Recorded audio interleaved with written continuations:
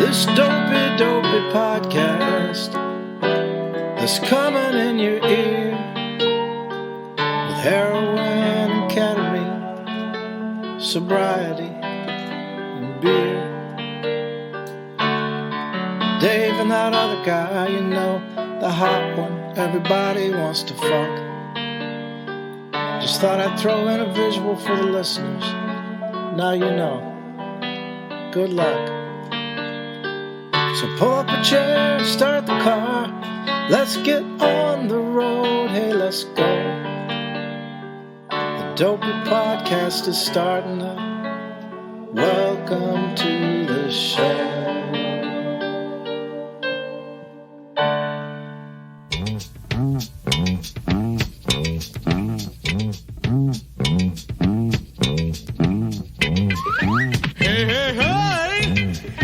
Time for Dopey. And I'm gonna sing a song for you. Dave Chris gonna show you a thing or two. You'll have some fun now with me and all the gang, learning from each other while we do our thing. Na, na, na, gonna have a good time. Hey, hey. Na, na, na, gonna have a good time. Dave and Chris coming at you with music and fun. And if you're not careful, you might learn something before it's done. Hey, hey, hey!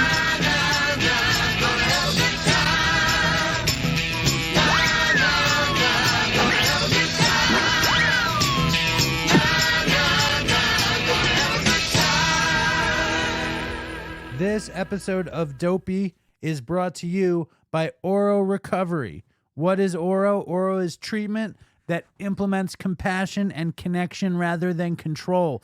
They were started by our old friend Bob Forrest and his old friends Evan, Jared, and Bob.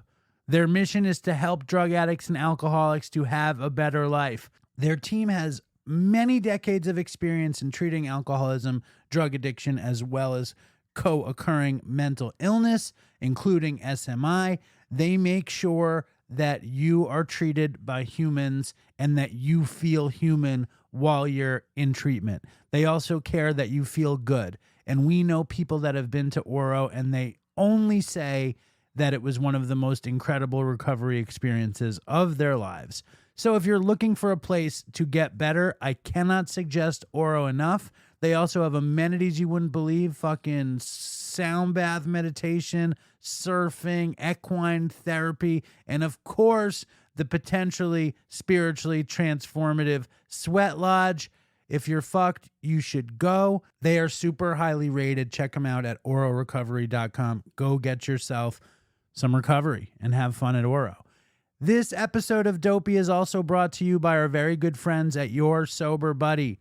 Sober Buddy is an app. Sober Buddy is a community. Sober Buddy is like a budding social media platform. You go to yoursoberbuddy.com or the App Store or the Google Play Store, sign up. You get the first 30 days as a trial. If you don't like it, you can leave. They do 12 Zooms a week. I do one of them on Wednesday. I've seen people get better using Sober Buddy. They give you CBT-based challenges, a sober tracker, an amazing group of people. If you're looking to bolster your recovery, I cannot suggest Sober Buddy enough. Check them out. Join us at Sober Buddy. This episode of Dopey is also brought to you by Evolution Accounting and Consulting. They are a full-service accounting firm that can help with your taxes, your bookkeeping, your payroll, and almost any other business need you have. Thanks to technology, they work with people from all over the country and pride themselves on building exceptionally strong relationships with their clients. They say that their passion allows you to pursue yours because they understand the stress caused by worrying about taxes and accounting issues. When you allow them to take this off your plate, you'll be freed up to focus on what you love to do. And perhaps more importantly than anything else, the firm is run by a fucking crackhead. That's right, a crackhead. Fortunately, he's been in recovery for years now, and he knows the struggle as well as the success.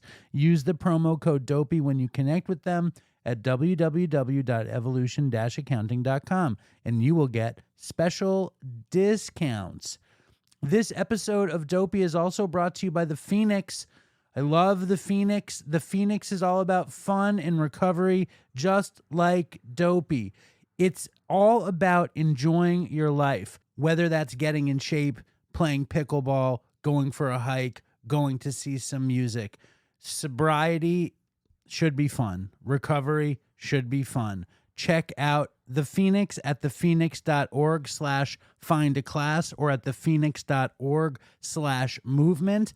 The only cost for attendance is 48 hours of sobriety. They also have yoga, art, music. Check out thephoenix.org right now and see what's possible. Okay, that's enough ads. Here is the show.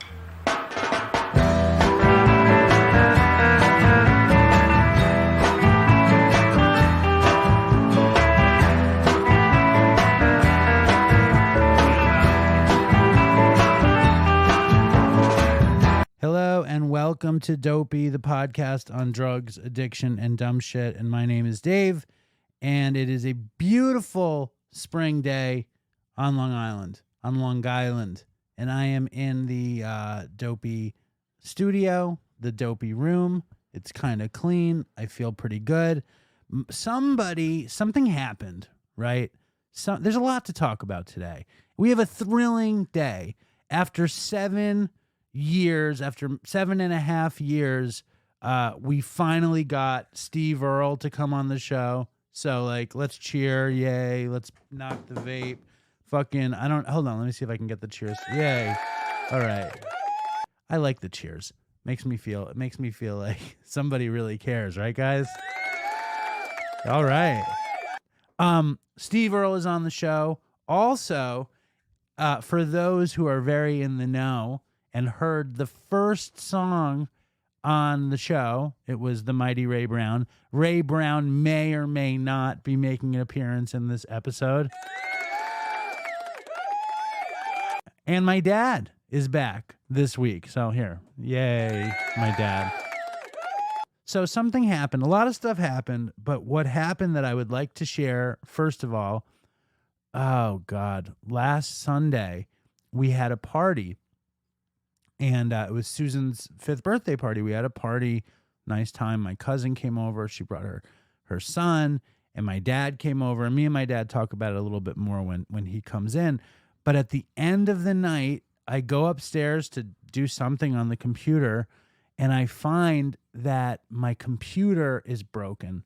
And this is the computer that has been making Dopey for the past, 5 years. And something happened to it.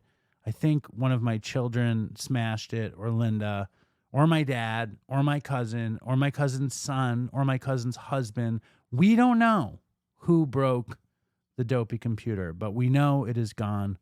So we'll take a moment of silence. Oh man, change is so difficult. I had bought another computer for Howie to do the Dopey Daily Reflections YouTube stuff. So now I'm working on that. I think I'm already used to it. I had to grab some songs off the old computer. The machine has like a line on it and a smash mark, and change is difficult. It's not easy to do new things, but we're here. It's all right. We're gonna survive. And I want to share something real quick. Linda's foot is healing. I probably should have started with Linda's foot. Linda's foot is healing well. She's mobile. She's getting around. And for a little period there, I wasn't going to meetings. And when I went to my first meeting, my thought was, fuck these guys. I fucking hate this shit. I don't want to be here. I don't want to hear it. And it was really interesting that when I hadn't been to a meeting in that long, that my first reaction was to hate it so much. And then I forced myself to go. So what does that tell you? I'm a slave. I drink the Kool-Aid. I'm in a cult. But my brain needed some washing because I feel much better. So if you don't go and you feel like maybe you should take the great advice that a woman said many, many years ago on Dopey, which is you go until you like it. So that's my big message to everybody out there. Go until you like it. If you're looking for a way to support the show, go to Patreon. My dad is on, he's on the show this week, but he's on video on Patreon. So that's something to see. And There's some just for today's. There's some other stuff on there. Some good stuff. Some little bits and pieces. So go. Oh, last week we did the video with Chrissy Metz of the big hit TV show This Is Us. So if you like This Is Us, go to www.patreon.com/Dopey Podcast. But more importantly, if you like Dopey, sign up for Dopey Patreon and you can get bonus stuff. And I want to say this before I say anything else. I just got a box of stickers, really cool stickers, designed by wonderful dope James Glennie and produced by customstickers.com. And like customstickers.com makes incredible stickers. If you're looking to get stickers, go to customstickers.com. If you're looking to get stickers made, go to customstickers.com. They do it cheap, they do it fast, and the shit is high quality. And most importantly, they'll give you 20% off your stickers if you use the code Dopey20. So go get your own cool stickers made and use the code Dopey20. And then in other news, because of this partnership with customstickers.com, if you want Dopey stickers, I'll send you one for free. If you want a lot, that's going to cost you. But send in an email to dopeypodcast@gmail.com and I will send you some stickers. All right, I want to read this. Last week we had a poppy seed email and I asked for poppy seed flavored stories. I got this. Hey Dave, longtime listener, first time emailer. You can call me Miles. I'm 16 months clean after a 22-year run of mostly heroin, but pretty much everything else when available. Working a program now. Grateful to be in recovery. Okay, recently you were talking about poppy seeds. I have a twist on that. Back in the early mid-2000s, you could buy dried poppy pods from arts and crafts places. I guess people thought they looked cool. I don't know, arts and crafts, not really my thing, but residual opioids are definitely my thing. And as it turns out, these pods contained residue of opium in them. So in a pinch, this is crazy. When I ran out of dope, I would buy a box of these pods, mash them up, and boil them on the stove for an hour to create a concoction. I lovingly called it vomit tea for its delightful flavor. In a case of pure junkie logic, I would add lemon juice on the theory that, and this is in quotes, that the theory that the acid would release the opioids more efficiently. I should make a video of me reading this. Total bullshit, probably. Anyway, it depended a lot on the specific batch of pods, but sometimes the shit would fuck you up, a long-lasting, smooth, mellow opiate buzz that reminded me very much of methadone. It could also get you strung out and worse off than you were before, also like methadone. Ha ha ha. Anyway, love the show. Stay strong, Dopey Nation, and fucking toodles for Chris. Love, Miles. Thank you, Miles. Send me your address and you get Dopey socks. We're actually out of Dopey socks. It's crazy. But we're about to get 200 new pairs of new Dopey socks. So send me your whatchamacallit, your email, your address, and I will send you new Dopey socks. And if you want to buy new Dopey socks, I will charge you $15 and you can get new Dopey socks. You can go on the Dopey socks waiting list. And if you want Dopey socks, we also have all these new hats. And lots of stuff. Venmo me for that stuff. Go to www.dopeypodcast.com and order merch. All the merch is made by SRO Prints, and they're awesome, super high quality merch. And if you are a person that has bought Dopey merch, take a picture of yourself in the merch. I need pictures of people wearing Dopey clothes. That would be incredibly helpful. All right, I got another poppy seed thing.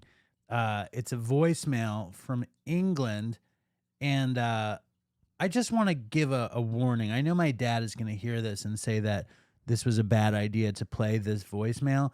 I just think, listen, it's a good voicemail. It's from a guy named Joshua in England. I love it. We've all been through stuff. Joshua is sober. This is his experience with poppy seeds and pods and tea and all that stuff. So here's Joshua. Hi Dave, hi Dopey. I just heard someone write into the show about poppy seeds, and it reminded me of, I think it was probably 3 years total of my addiction. I was addicted to poppy seed tea. And it threw my tolerance up so high that when I went out and, tried to score some regular gear, it wouldn't even touch it, which shows how potent, for one, it could be. But I live in a little village around Oxfordshire, and there's loads of shops called the cooperatives, which is just like it's a co-op. It's a small shop, and they used to stock like organic seeds and nuts and poppy seeds. So I had one at the end of my road. After reading about this on Heroin, this was the first time, and lo and behold, they sold poppy seeds.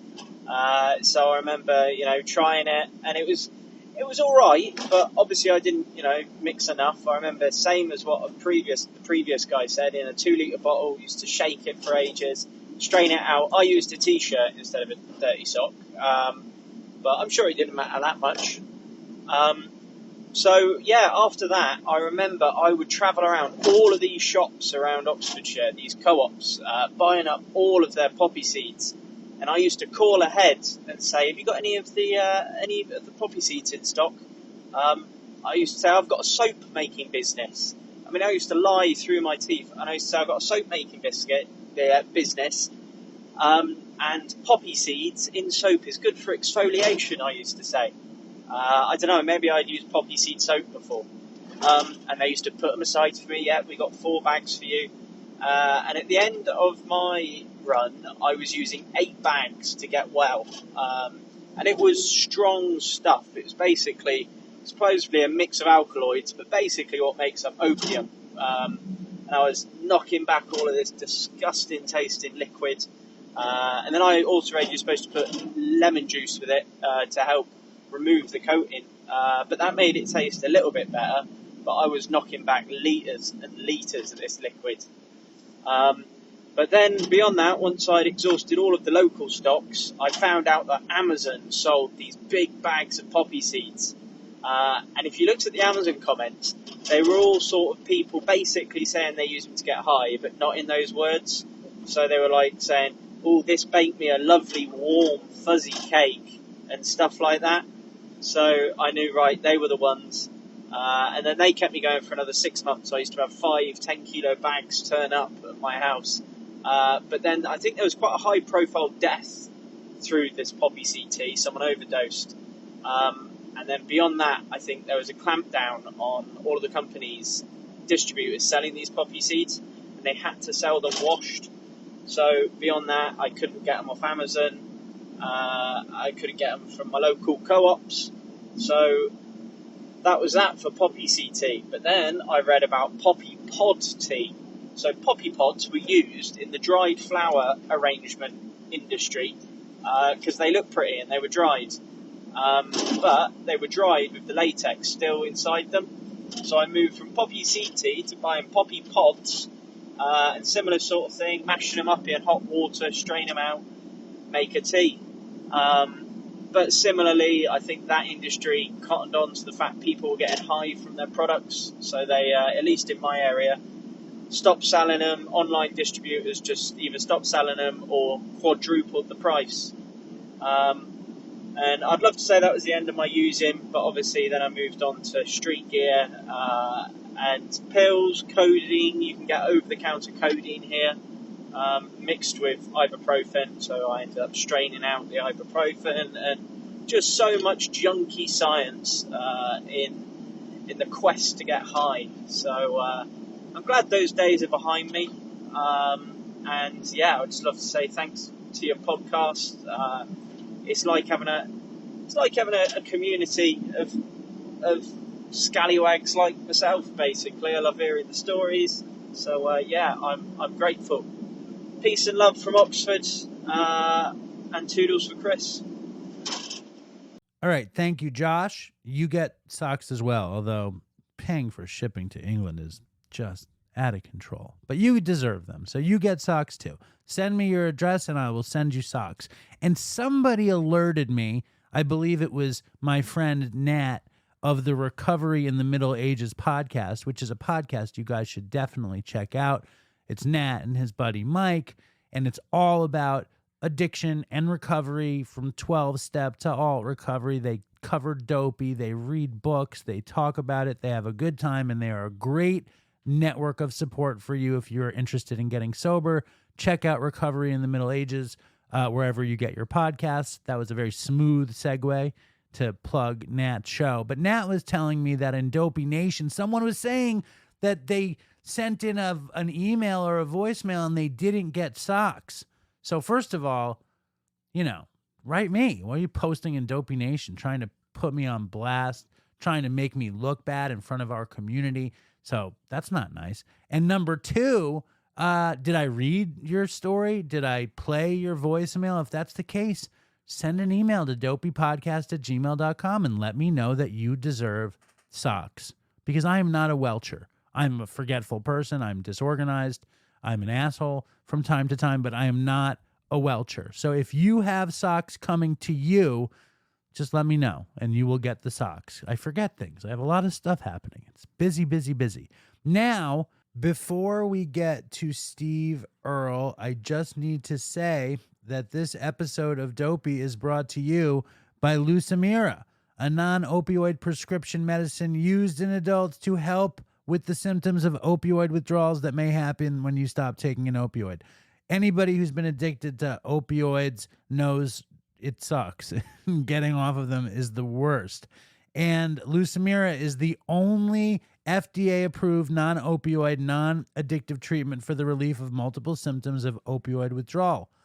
But Lucemira can cause serious side effects, including low blood pressure, slow heart rate, and fainting. Watch for symptoms of low blood pressure or heart rate, including dizziness, lightheadedness, or feeling faint at rest or when quickly standing up. If you experience these symptoms, call your healthcare provider right away. After a period of not using opioid drugs, you can become more sensitive to the effects of opioids if you start using them again. This may increase your risk of overdose and death. Tell your healthcare provider if you take benzodiazepines, barbiturates, tranquilizers, sleeping pills, or drink alcohol, as taking these with Lucemira can cause serious side effects. The most common side effects of Lucemira include low blood pressure or symptoms of low blood pressure, such as lightheadedness, slow heart rate, dizziness, sleepiness, and dry mouth. Lucemira is available by prescription, and only a healthcare provider can decide whether the product is appropriate for you. To find a provider who is right for you, visit lucemira.com or just call 1-833-LUCEMYRA. If you're an opiate addict and you want some help, call 1-833-LUCEMYRA. We got a Grammy-winning musician, songwriter, guitar player, actor, writer. I met him when I was in very, very early recovery. I did not make an impression on him. As we started to do Dopey, his name is Steve Earle. I think I think my first interaction with Steve Earle was through the TV show The Wire. And I met him at a 12-step meeting, and I couldn't even believe that he was there, and he was so cool. And when Chris and I started doing the show, I was thinking he would be an incredible guest.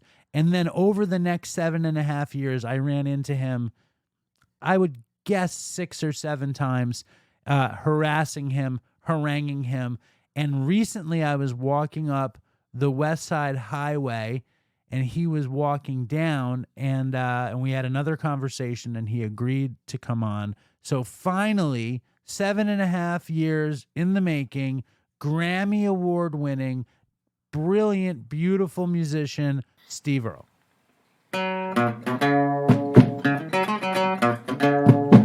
I've been, every time I see you on the street, I met you in 2013, right, in on Prince Street in the Secret Society, right, when I was trying to get sober, and I'm a huge fan of your work.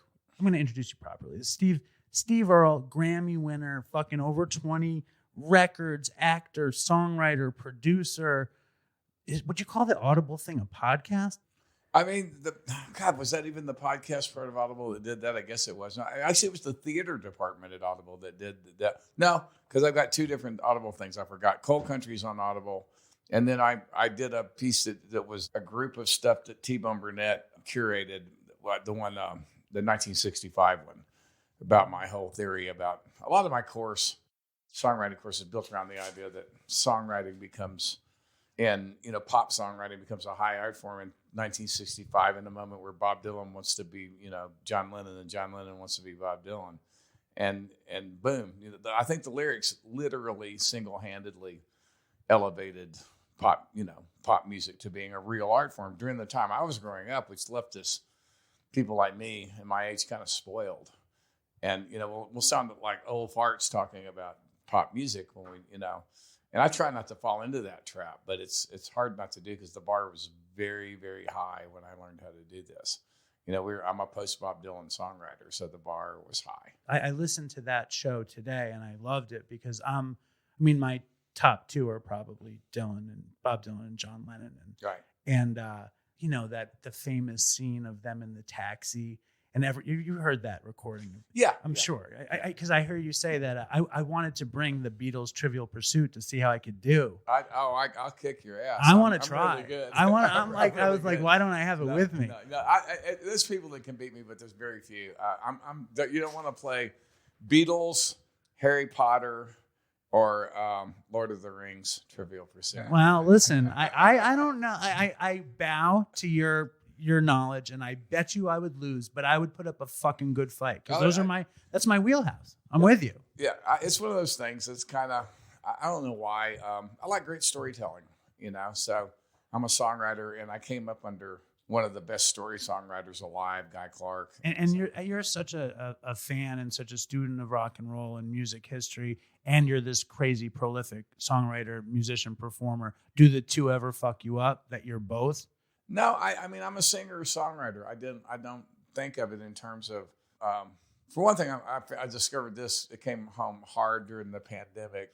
I'm a pitiful motherfucker that relies on immediate feedback from an audience to feel like I have any worth in the world at all. I'm just used to that, and so I don't know what to do if I can't go out and play I write songs for me to play for people.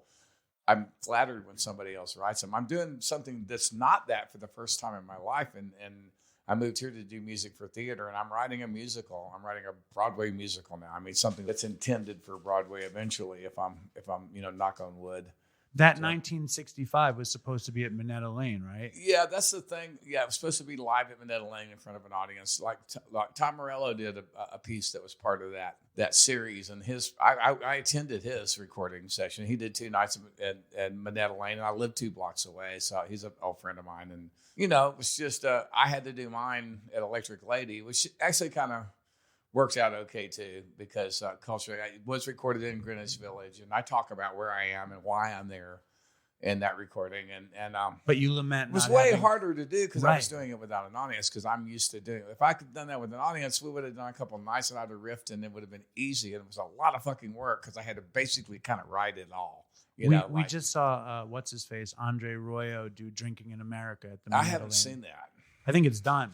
But I talked to him, and he loved you. I told him that I had run into you on the West Side Highway and that I've been harassing you for many years. Right. When you see me coming, are you like, oh, shit, it's this fucking guy again? No, it's not that. It's just it's not. It's hard to schedule anything. Of course. I'm a single dad is the main problem. Totally. So that's my life, from Labor Day to Memorial Day, 9 months of the year. And I gave up touring the rest of during that 9 month space, except for a few things. Hardly Strictly Bluegrass I still do every year, and I do the Outlaw Country Cruise. You did Gray Fox, didn't you recently? I did Gray Fox last summer, yeah. I was there. That's during the summer touring period, and well, you got to see one of the last gigs with the band. That's the last tour with the band, probably for the foreseeable future, maybe forever. Why? They all quit. Why? The day after. I don't know. Last summer was tough. It was hard. It was hard for everybody, but I was the oldest motherfucker on the bus, so I don't, they quit by email, and that's not how that should happen. They quit by email? Yeah, en masse by email the day after Hardly Strictly Bluegrass. And, I don't even want to get into it, but it's just one of those things I decided. I kept that band going when it was financially, I'm really good solo. And it's like, it's insane for me at this point in my life to be going out there and trying to keep a band going. Because I play, I don't... The whole business is shrinking, and it's really hard to make a living out there with the band, especially when I only have 3 months to make the whole nut for the whole year. So, I mean, it's okay. It broke my heart and it hurt my feelings at the time. But then I did the math and figured out I'll go out and play a few less dates, get to fish a little bit more, see my kids and my grandkids a little bit more over the course of the summer.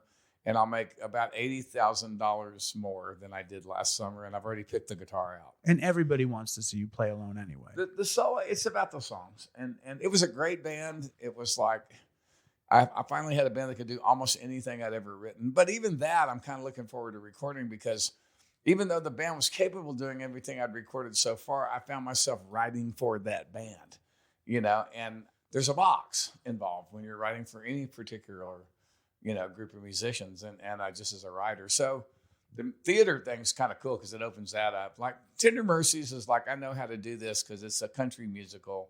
It's a format I'm familiar with. So I won't be breaking any ground for myself there other than it's 3D. And I don't know, theater is poetry in 3D and musical theater is 4D, so it's a trip.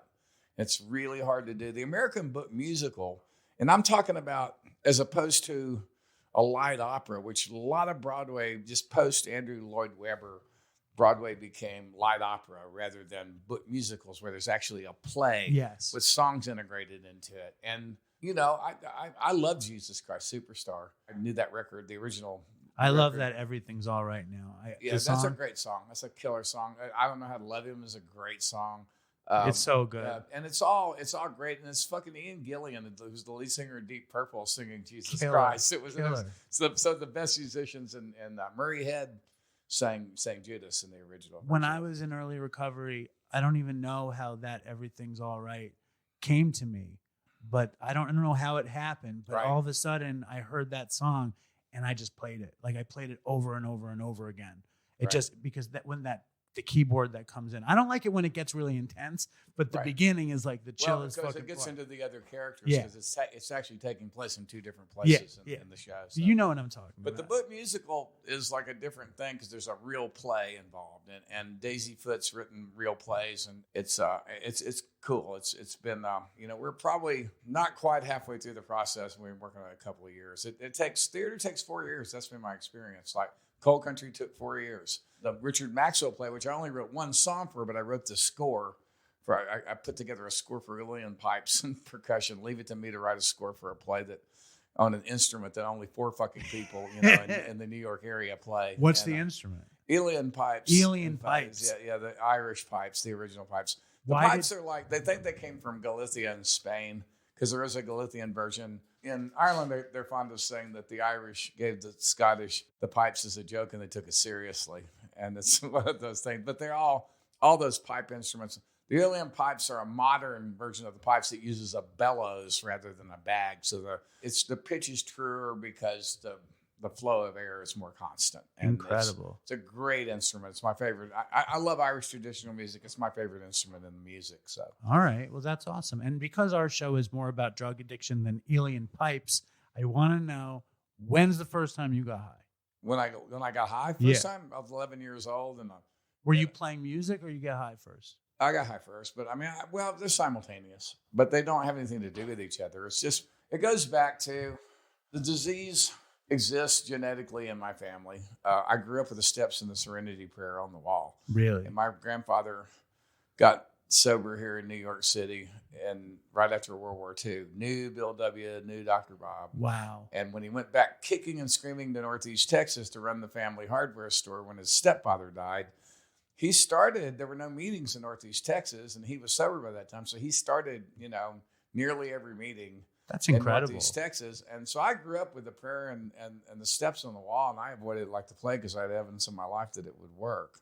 So then my uncle, his son, was only 5 years. My mother's half-brother was only like 5 years older than me. He was your musical hero? I got my first, he was my first. I got my first Elvis, Beatles, Stones, Dylan, all from him until I started having to buy records on my own. And he lived with us when he was a senior in high school for a year because his mother was in treatment. And as such as it was in those days, this was 1967, so she was in the state hospital.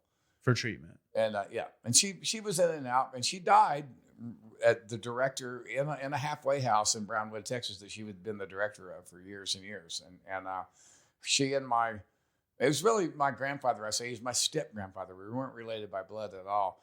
But they met in an AA meeting in Long Beach, Texas. And so it's a thing in my family. But Nick, he gave me all those records, and my first guitar was a hand-me-down from him. He played left-handed because he had polio, and he was right-handed, but his left arm had been damaged enough that he couldn't fret the instrument with his left hand like you would normally do. So he turned it over and played left-handed. And of course, I learned to play upside down for about a year until he gave me the guitar, and I figured out if I strung it back the other way, things would get a lot easier and progress a lot faster. But I learned mostly he showed me a few chords, and then he moved out, and I started learning everything off of records in the Mel Bay chord book from that point on. And were you drinking? Were you smoking weed? Like pot was first. I mean, I may have had a taste of alcohol, trying to see what was up with it before that. But my uncle was smoking. We were in San Antonio, Texas, so there was pot, and it was cheap, way cheaper than beer, and easier to get. You didn't have to be, 21 to get it. So smoked my first joint when I was 11. I shot dope the first time when I was 13. Shut up. Absolutely. How did that happen? My uncle. So was your uncle a heroin addict? No, I shot speed before I shot dope. He was into IV drugs by the time I was in high school, by the time I was middle school and high school. I didn't take LSD till I was 14. He was 17, 18. You're 12. He was 19 he was 19. He was 5 years older than me. He was 19 when I was 14. Right. So when you're 13 years old, you're like, what did you call him? Uncle Nick? I called him Nick. You're like, Nick, let me try that. And he's like, don't fuck with this. Funny. What do you say? I don't remember ever asking him for anything. That's the thing. I don't. It was like, they do shit like, I was the kid, and I was learning to play guitar. I went to all their gigs. He had a band when he was in high school. I went to all their gigs. And when they started smoking pot, they'd do some shit to me that was like, would smoke a bunch of pot, and then they'd get a jar of peanut butter and get a big, spoonful of it and say, here, try this. And of course, you can't swallow it because you have cotton mouth. And then in a room with black lights, so I can't swallow the peanut butter. And I've got this psychedelic glow-in-the-dark peanut butter stuck in my mouth and looking stupid, and they'd laugh at me. And so that kind of shit went on. But he... but the next week, he's like, now try shooting speed. It's like, first we're going to start with weed and peanut butter. He did give me everything I tried for the first time I got from Nick up for a long time. I don't think... Definitely peyote the first time. And we got that stuff. We were in the Southwest. Plus, there was 5 Air Force bases in the Vietnam War going on. So we got Thai stick and some opium. Was it chocolatey, first of all? Was the Thai... how they say chocolate Thai? You ever heard that? Back then, it was the only indica we ever saw, but it was the Thai stick. It's just it just had resin on the outside, sort of sticking it to a bamboo stick, and then a piece of fiber around it to kind of hold it together. And it's called Thai stick. It was all tops. Everything else was a bag of pot that you had to manicure yourself. But this was the first Sensimilla I ever saw. Right. Then a few years later, we started seeing, the so-called Acapulco Gold and the Panama Red, other Sensimilla that came up from Mexico. I don't want to skip the opium though, because I never have anyone on the show. Opium was a very short period of time during the Vietnam War that opium would occasionally get into San Antonio, but it was because of pilots, because they didn't go through customs. So they just had it on them. And they're stationed in Thailand, not in Vietnam. The Air Force didn't fly out of Vietnam. They flew out of Thailand during the Vietnam War. And some of those guys used, and they would bring stuff back. And sometimes a little bit of it would get out to the public. Would you smoke opium out of the big thing on your side, like the old? No, we smoked it in basically little brass pot pipes. Like the little pot pipes. Yeah. Like hash pipe, whatever. Because we didn't know, we didn't know how you were supposed to smoke opium, and we probably wasted a lot of it. Not need that about it. In that period where you're smoking weed, you try acid when you were what, 15? You said 14, and the music is happening. Well, acid became my first real addiction. I mean, I did the other things. I got strung out on heroin a couple of times before I moved to Nashville, but I knew that wasn't convenient because I didn't really live anywhere. I was hitchhiking around Texas and playing gigs. And music was the main force, and it kind of kept me. And there were so many drugs I took that I didn't concentrate on one thing. And I did drink. And, you know, I went to keg parties and drank beer, and I wasn't all that crazy about it. I liked hard liquor better. And as I got older, my late teens, 17, 18, 19, I got to Nashville when I was 19. And by that, and everybody drank. There was no heroin on the street in Nashville at all. Very, very little, and it was very, very low quality. And what most of the addicts used were Dilaudid that were like anywhere between $50 and $60 a piece for a number 4 Dilaudid, and I couldn't afford that. I did cocaine when other people had it, but I couldn't afford it, so I didn't do a lot of it. Mainly, we drank, and we drank a lot. And when I drank like an alcoholic. Trust me. You just mentioned though acid was the main thing in your teen years. When I was 14 years old, you know, I had the first drugs I had my own source for. My uncle went to prison, and what for? Drugs? Drugs, yeah. For first, he sold a matchbooks full of. It's like a matchbox. Yeah, like, you know, they used to be the smallest denomination of pot that you could buy besides buying a couple of joints. And it was usually manicured was the thing. It was cleaned, but in one of those red top matchboxes, which I don't know how much it held, but I forget what those things cost. But he sold a matchbox of marijuana to a federal narcotics agent because the feds were making cases on kids for pot in Texas. So it was, and that was a mercy if the feds got you, because you could get 20, 30 years, technically get life in prison for possession of pot in Texas in those days on a state charge. So he went to El Reno. He got 4 years or something. He violated his probation when he'd been out. He was there 90 days, came back, violated his probation, went back and did like 3 years. So he was gone a lot of it. Once he was gone, I had to find my own drugs. And by that time there were, Texas was part of there's this connection between Austin and Berkeley that has to do with two things: underground comics and LSD, because Owsley went to Austin too. I didn't know that. Yeah, absolutely. And there was that was 13th floor elevator time. Yeah, 13th floor elevator is probably the first psychedelic, man. They were in Austin, not in Berkeley. And even before that, the Conqueroo, which predated the elevator. This is something Billy Gibbons told me, like, I don't know, probably 6 or 7 years ago that I never put together. Is the elevators lived in Austin and Houston. They went back. The real music business in Texas in those days was in Houston, so they recorded in Houston, and they would go back and forth because it was always some controversy about what was cooler in those days among those kind of people. But the 13th floor elevators and the moving sidewalks, Billy Gibbons' first band, lived in the same fucking house on Allen Parkway at one point. Big communal hippie house with two bands living there. So you're saying Owsley went to Austin? Owsley went to Austin and he set a couple of people up, and what was his mission? Was it because of the elevators? We got no, it was because I think it had more to do with underground comics and that just sort of cultural thing between Berkeley, like Freak Brothers, all that stuff. That's Berkeley. Wonder Warthog, that's Austin. Okay. So it was like, and I think that was just LSD had become an important cultural thing, and it was a huge university town like Berkeley was. They were the two biggest, college communities in the country. Do you think you were plugged into the Owsley acid? My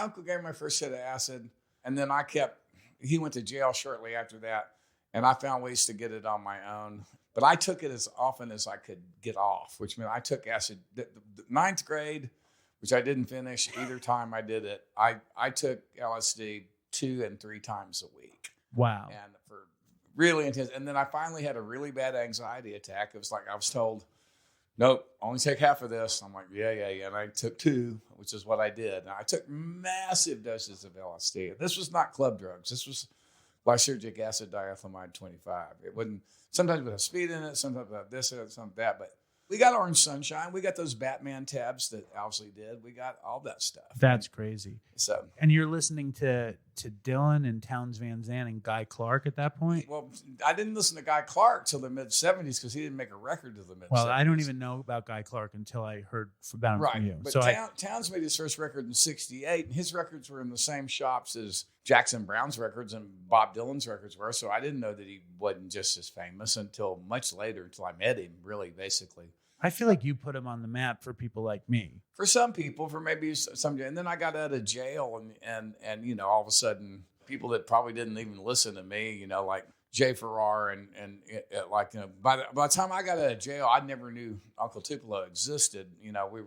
I was recording I Feel All Right with a person that recorded AM, the Wilco record, and was involved in he was like helping mix Trace, the first Sun Volt record. So I was like, and then, both those guys knew Townes, chapter and verse, which was gratifying for me because I've been beating that drum my whole life. But we skipped a lot to get to you in jail.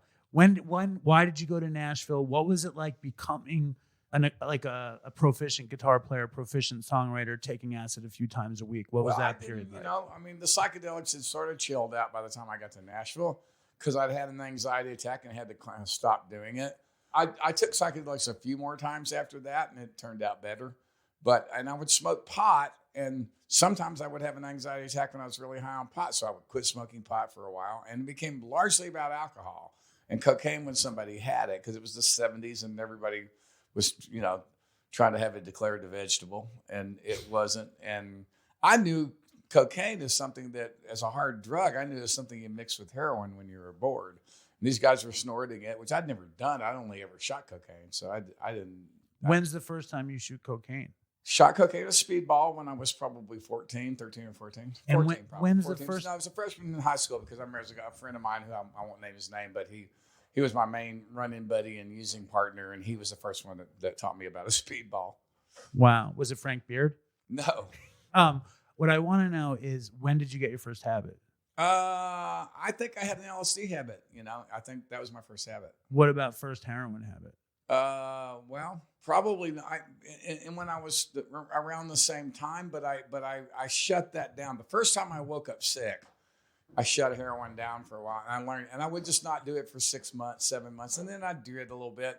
And if I got sick again, I figured I was a chipper for a long time. I would get strung out, but I would stop as soon as I knew that I was. I would push it as hard as I could push it without having to, go out and spend half my day getting drugs. And what was your relationship like with drugs when you started to get good at music? It was bizarre because I didn't, I never bought the idea that it enhanced creativity. I did not believe that. But I did go through a period where I liked to play high on pot, but then I had an anxiety attack on stage at the Exit Inn and couldn't perform at all in front of audiences for a couple of years. This is after I got to Nashville and I had a publishing deal. And that was like my dreams going away. So I needed to sort that out. So I quit doing drugs. My second marriage was largely about drug use. And when you guys used together? We used together. I left my first wife who didn't do anything wrong except marry me. I found a girl that was a great physical relationship and a mutual interest in drug abuse. And we just went on a rip that lasted for 3 years and got married somewhere in the middle of it. And when we split up, I stopped doing drugs entirely. I drank a little bit, not very much, because it just didn't interest me that much. I always considered it to be an inefficient drug. But then slowly but surely, I started smoking a little pot and, met a girl that insisted on going out to this beer joint and listen to music every weekend. And so I'd start drinking beer with her. And I eventually got back into doing some of the stuff I was doing, but I did not do any opiates. By the time I got to Nashville, no opiates at all that weren't prescribed until probably in the late 70s, early 80s. I found a couple of sources for prescription narcotics around Nashville that they weren't consistent, so I couldn't do it all the time. But first it was a guy that had this seemingly bottomless, source of Tylenol 4s. And I would take, 2 or 3 Tylenol 4s at a time and end up, breaking out, scratching a lot. But, and plus it's Tylenol, that's really, really bad for your liver, super, super high doses of acetaminophen like that. And then, there would be other things would come through. And then the heroin still was barely worth doing. Around the time I made Guitar Town, there was a guy in my band, and I won't name his name, but he and I used together, and he had figured out how to cop both heroin, and Dilaudid in Nashville. And I was starting to make more money, so the Dilaudid seemed affordable. So I started, at first I was just ate the Dilaudid. It used to piss people off. And when I got heroin, I would either smoke it if it was smokable, or like tar on the West Coast, I would cook it down like I was gonna shoot it, and then just, you know, like basically I started making what a friend of mine referred to as my sissy sticks. I'd take a syringe and break the needle off of it and just draw it up, cook it up, and draw it up, and then just atomize it up my nose. Was that just because you didn't want to? I just felt like I was okay as long as I didn't start shooting it, and then it just became by 1988 or so. By the time Copperhead Road was out, I started shooting dope, and just knew it was more efficient, and I had a habit. And you're making a bunch of money. I was making more money than I ever had in my life, yeah. And I was on the road all the time. Was it that thought, like, I can afford to be a rock and roll junkie? I don't know. My attitude at the time was the opposite of what it is now. It was literally better living through chemistry. I just didn't understand why anybody would settle for the way that they felt when they could improve it. Totally. You know? Were there echoes of the Serenity Prayer that were on your wall in the back of your head? Probably, but I at first told myself that was about alcohol. And I'd never heard about Narcotics Anonymous until around 88 or 89. A friend of mine who'd been my roommate, who I used with, he got busted and went to jail. And then he got out and he got strung out again. But then he eventually just reached a point where it was untenable. He couldn't. It was all prescriptions, and he didn't shoot dope. I went through a period of Tussonex cough syrup, which was really strong. And really, I wish the fuck I'd saved it. I had a bottle of Tussonex that I had a prescription from Memphis, not from Nashville, but a Tussonex prescription signed Dr. Nick prescribed Elvis's doctor. George Nicopolis. And I wish I'd saved that. That would have been, Did you know him? He was the house doctor at the studio where I was recording. So I got bronchitis, and they called Dr. Nick. And then I realized it was Dr. Nick. I asked if he would prescribe Tussonex, and he had no problem. He wrote it to me. What about the pink Coke or the crazy swabs that Elvis? The what? Didn't Elvis do crazy long? I don't know what Elvis did. This was just like my only experience with Dr. Nick is I asked him for a Tussonex prescription, and I got it. Okay, and we'll leave it there. Yeah. We'll leave it there. And how and when did you start hanging out with Townes Van Sant? I met Townes when I was 17. And that's a funny thing about Townes. Those guys had a heroin thing going at the time, but I never saw Townes shoot heroin. I never, it was first me and Cindy, who later became his wife. They would keep us sitting out in the living room while him and some of the other guys would go and shoot dope. But I never ever was allowed to use hard drugs around Townes, ever. Coke maybe. If there was coke around, he'd give me like a line that just pissed me off to snort, and then go back in the room in the back and shoot it all. How much older than you was he? 15 years, something like that. Do you see it at all, like the relationship between Dylan and Woody, or not at all? Yeah, I mean, I knew he was just he was the best songwriter that I knew personally. Everything shifted when I met him, because all of a sudden, I knew that there were people there in Texas and people that I crashed Jerry Jeff Walker's birthday party, and it's just, there was a scene going on there. And so people that were in the same room with me became a bigger deal than people that were on records at that point. Totally. And it led to me eventually, by the time I was 19, hitchhiking up to Nashville to stay. And then it started to take off. Yeah, I mean, I got a publishing deal within a year, but I didn't get a record deal. And so it was still a struggle for several years. I was 31 when Guitar Town came out, and I got there when I was 19. It took me a long time to get a record deal. Beautiful, beautiful record. And I didn't stumble on your stuff until I saw The Wire. The Wire brought me to you, but that's my problem. But No, there's a lot of people. Look, I'm known to more people because of that part in The Wire than I am anything else I've ever done. For one thing, black people do not listen to my music.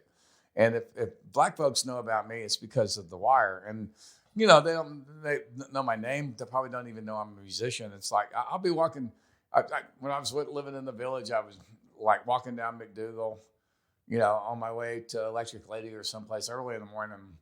And a guy unloading a truck in front of one of the bars. So he goes, "Hey, what's up, The Wire?" So I said, "I'm The Wire." And people literally have stopped me and said, "Hey, man, thanks for helping Bubs out." Yeah. Of course. Yeah, but so, I stumbled onto you not from your part, because they played Feel All Right at the end of season 2. Right. And that montage. And I was like, what the hell is that? And that's how I got into your music. Well, it's funny because I the last season, the way that came about is I had moved to New York.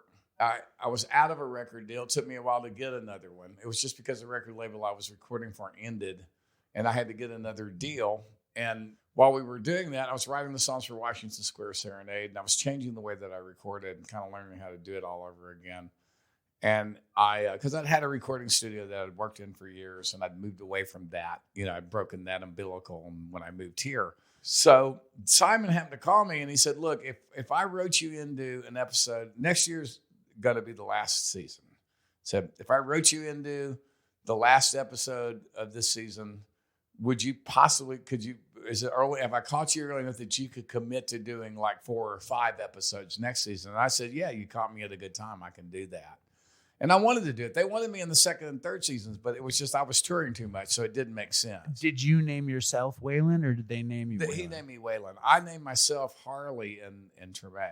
Yes. Harley Watt with no S on the end there's a character in a short story of mine called Wheeler County that's in Doghouse Roses, my collection of short fiction, called Harley Watts. And because they came up with a hit on Harley Watts when they started checking names for liability, legal dropped the S because they couldn't get a Harley Watt to come up with. So I got to name my character in Treme, but I was Waylon without a Y because Waylon's estate owns Waylon with a Y. So there's no Y in Waylon. Wow, the estate owns it. Yeah. Wow. Yeah. All right, now I'm jumping around too much because I really want to know how you got clean. I went to jail. I recommend you go to the Betty Ford Center. You recommend the Betty Ford Center over jail? Yeah, absolutely. I recommend any 12-step based, treatment facility. And it doesn't matter if it's cushy or if it's not.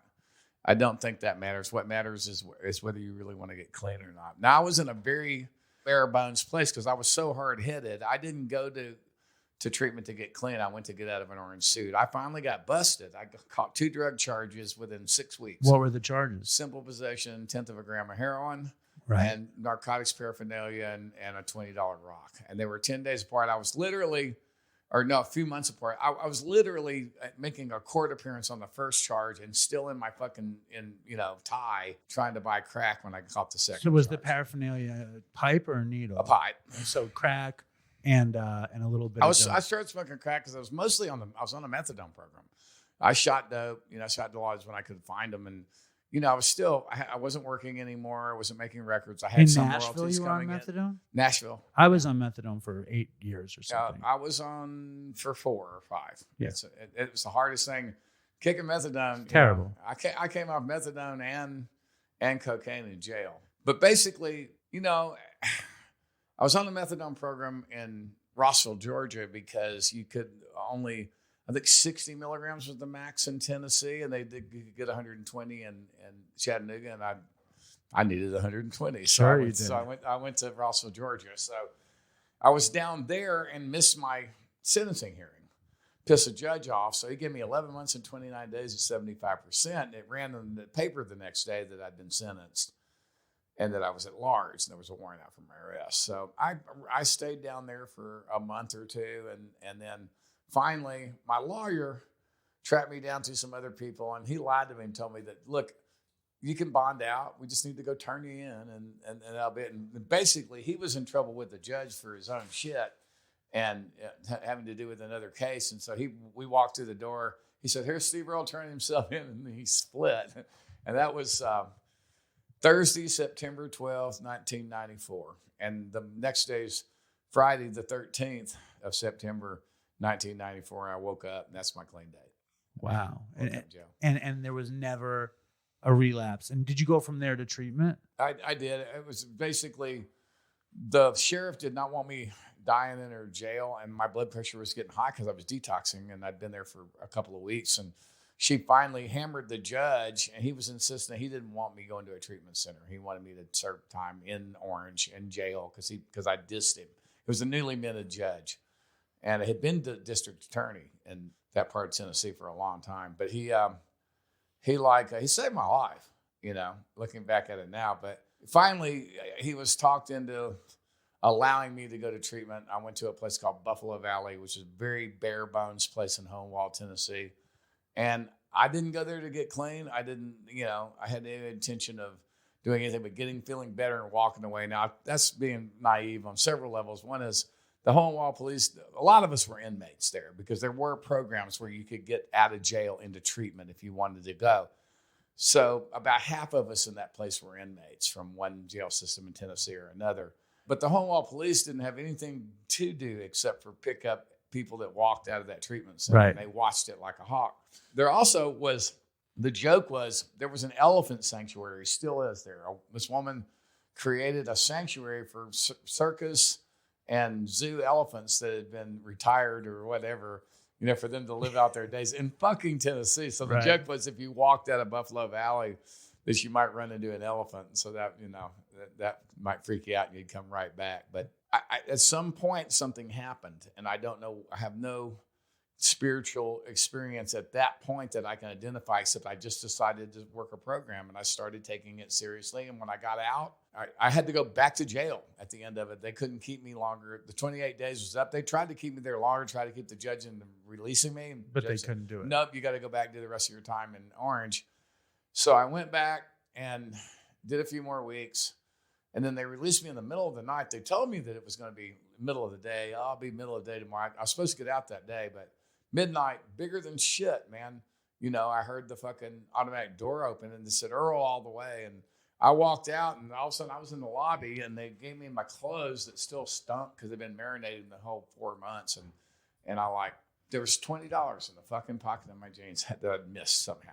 Because I went and bought a rock right before I turned myself. There's a good idea. Let's get paranoid and go to jail. Yeah, that sounds right. But I made the decision to call a friend of mine and have him come pick me up. And he'd come pick me up. I didn't even walk out the door because I knew I could have walked 4 or 5 blocks and copped out of that jail. Well, that's interesting to me because your whole life you had used and then you get locked up and you don't know what turned the switch in your head that said, I don't know want to exactly, do this. No. But you did know you were going to play music for the rest of your life. You did know. Well, I didn't. I hadn't had a guitar in 4 years at that point. Anything that would go to the pawn shop was gone, and I hadn't written anything. I wrote one. I went to treatment, and the first thing I wrote was Goodbye. And when I got used to the guitar, they wouldn't let me have the guitar. There was a guitar there, but I wasn't allowed to have it because my counselor was afraid I'd use it to get over. And he's probably right, but I was the only person that wasn't allowed to use that guitar when I first got there. And finally, I was allowed to use it, and I wrote Goodbye the first time I got my hands on it. Wow. They wouldn't let you use the guitar for how long? Yeah, it was a special thing for Steve me. Earle because rule. I used to do it, because I did it for a living, and I did it. That was my whole identity. They wanted to break you down to build you back to up. be me. Well, yeah, it was just about, I don't know exactly what he was thinking. I'm okay with it. I'm totally okay with that's what he did. And the first song I wrote when I got home guitar was Goodbye, and it's still like one of the best songs I've ever written. It's incredible. I just heard you and Lucinda Williams doing it at Wavy Gravy's party. Yeah. Incredible. Yeah. Wavy's birthday is this week, and I'm getting ready to fly out there in a couple of days. So. Oh, that's awesome. Yeah. Now, what were the worst things in that 4-year period before you got busted? Like, were you playing shows? Were you playing music? No, I wasn't doing anything. And I can remember walking down, they were shooting a movie. Unfortunately, I think it was River Phoenix's last movie, and it wasn't very good. That movie was about Nashville and about the Bluebird Cafe and all that stuff. And it was being shot there, and they shot some of it in the Bluebird. But they had a motel in it, and they took over one of the motels that had been a place where addicts hung out. And they just kind of ran everybody out of it, and they used it to shoot scenes in the office and stuff. And they built a diner because there was no diner. They wanted all the stuff closed. So they built an exterior of a diner and put it right on Murfreesboro Pike. And I can remember walking down the street, and I could see, Webb Wilder, who was in the movie, a friend of mine. And I could see him and several famous people I knew and people that I knew from Nashville that were all on the set of this movie across the street. And I'm walking by, and I'm trying to keep my head down so nobody recognized me. And then I got to where I was going, which was a bar to buy some Dilaudid from this guy. And then I realized I was missing both of my front teeth. Right. My hair was in dreads out to here because I'd been basically homeless for a year and a half, 2 years. And nobody would have recognized me. If they had seen you, they wouldn't have known that Steve They Earle. wouldn't have known it was me. Yeah. So that's probably, that feels like the bottom to me. And when you get out and you're participating, are you working a program immediately? Yeah, I haven't, I'm still go to meetings. I still call my sponsor. I sponsor people. My sponsees, it wasn't hard. Once I got clean, it was not hard to stay clean for a long time. I moved to New York when I had 10 years. I've got 28 now, and as of this past September. And it wasn't until I had probably, John Henry's 13. So John Henry, when he was 2, was diagnosed with autism. And right around the same time, his mother and I split up. And then, that was hard. And that created a whole system of stuff where I needed the program worse than I ever did. And all of a sudden, the rubber hit the road, I felt, because before it was pretty effortless to stay clean. It was way less work than using, and it was just, I was coasting, but then it got hard. And somehow I kept going to meetings and sponsoring people. And my sponsees are who saved my ass, because that's like a lot of times, were times during that period, leading up to like 3 years ago, Justin died. And just when you thought things couldn't get any worse and of this disease and fucking overdose of fentanyl, which is what's happened to everybody I know that relapses now. It happened to a bunch of people who listen to our show. It happened to the guy I started the show with. He overdosed on fentanyl. Yeah, it's and insane. I'm so sorry about your son. Yeah, it's a hard one, and because there's a lot of survivor guilt involved in recovery anyway. And when it's your firstborn, it's really intense. But I have John Henry, and I have sponsees. So like, if I used, I can remember times when I really seriously thought about it for the first time after I'd been clean for years and years and years. And then I'd go, when I played the tape too, I've got this pain in the ass sponsee. And if I, if it'll be in the paper if I relapse and I die, and then he'll go, see, this doesn't work. Right. And he'll go back out there and he'll die. So that's what kept me clean sometimes. So the program works the way that it does for a reason. The only thing I didn't do that the program suggests, I did everything else except for pray and meditate on a day in, day out basis. And then all of a sudden, between the time John Henry was diagnosed and the time Justin died, that fixed itself. And it had to do with basically meeting Ram Dass, because it was my 60th birthday present from my manager. He took me to a retreat in Maui. And I'd read Be Here Now when I was 15, when it came out. And something sort of clicked.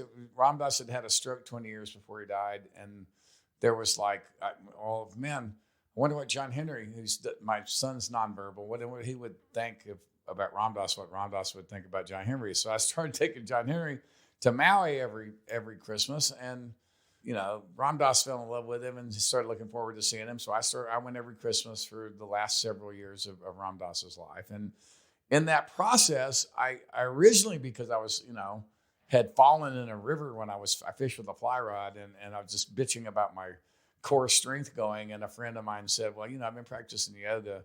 I have a guy, I said, I want to go to a class with a bunch of entitled housewives. And he goes, no, I have a guy come to my house and it's a real yoga practice. And, and I said, I spend money on stupider things than that. So I started studying with a really good teacher that Ram Dass recommended. And now I practice 6 days a week. It's an Ashtanga practice. And then I looked up one day and I had a prayer and meditation system, because that's what it really is. It's the yoga.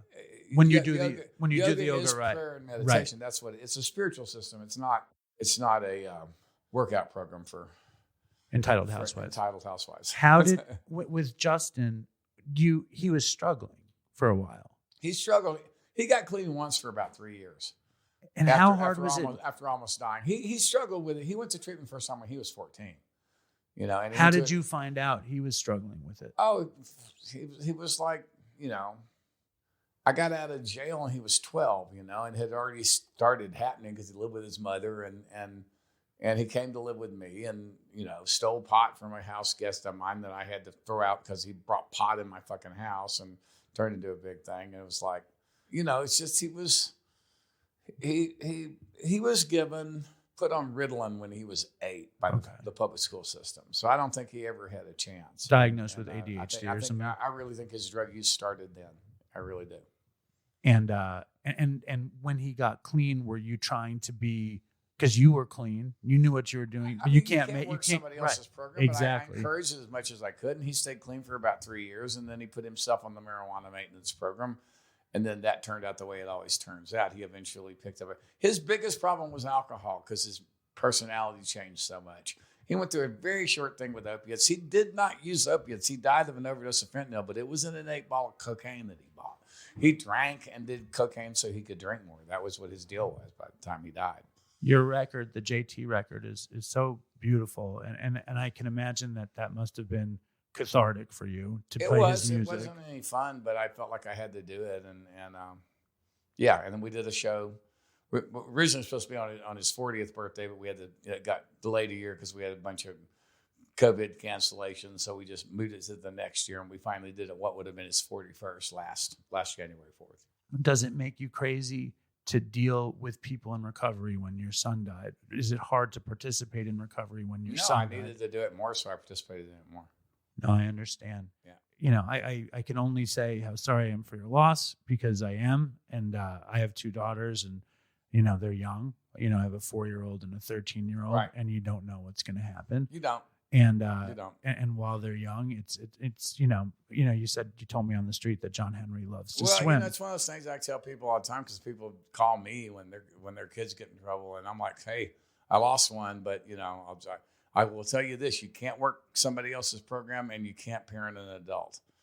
So you know. Well, you also said, I heard you say that everyone says how unnatural it is to be a parent that loses a child, but that happens. It happens to every day. Exactly. So I've tried to avoid this is the one thing you're not supposed to do is bury a child. People do it every day. So as soon as it happened to me, I think it was a great gift that that a light went off, that I realized that's not a thing, that it does happen to somebody. It's happening to somebody right now. And I know that there's people that listen to our show that only listen because they've lost their kids. Right. So I know you coming on is service to them. Yeah, it's one of those things, and you never give up. You know, I talked to him the night he died, and he was talking about, you know, I'd say, don't you think it's time to go to treatment again? And he'd like, no, I'm not ready to do that. But he didn't hang up on me, and he was starting to let me talk about it a little bit. And that gradually started happening. I stayed in touch. And I think, I really truly believe if he'd stayed alive a few more weeks, hadn't got that hot shot that night, I think he might have gotten clean. Whether he would have stayed clean would have been between him and his higher power. But I think he was edging towards going back to treatment when he died. He just didn't make it. And that, I mean, and you have to live with it, but it's like you did everything you could do.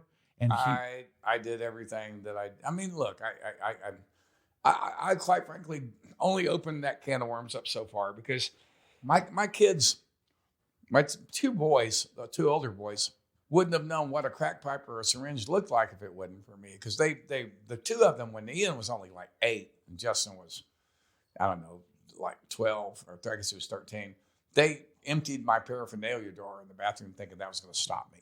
You know, so, you know, I carried that stuff around forever. They learn more about what they see you do than they do about what you say. They're paying way more attention to that than they are to what you say. And it's important to remember that. Do you still carry guilt around that from so long ago? I don't carry guilt around. I deal with it the way that I have to, because I can't afford to carry it around, because I'd be toast. But yeah, it exists. It's there. I do feel guilty about that stuff. I just don't, as you say, carry it around. That's not the thing to do. So how do you deal with it? I go to meetings, call my sponsor. And you do service. And you do service. And I see a therapist too. I see a therapist once a week. Yeah, one time I harassed you right up to the door of your therapist's office. Right, yeah. I remember a golden plaque on the door. Yeah, once a week still for years now. Well, listen, I know it's very hard to talk about, and I appreciate you talking about it. And it's probably the most important thing to talk about in this situation. But that's what I was thinking too. Yep. You know, and I appreciate your time. And if I see you on the street, I'll ask you to come back on the show. Okay. So look forward to that. Okay. It may take you another several years, but we'll see what happens. That's totally fair. All right. Thanks. Thanks, Steve.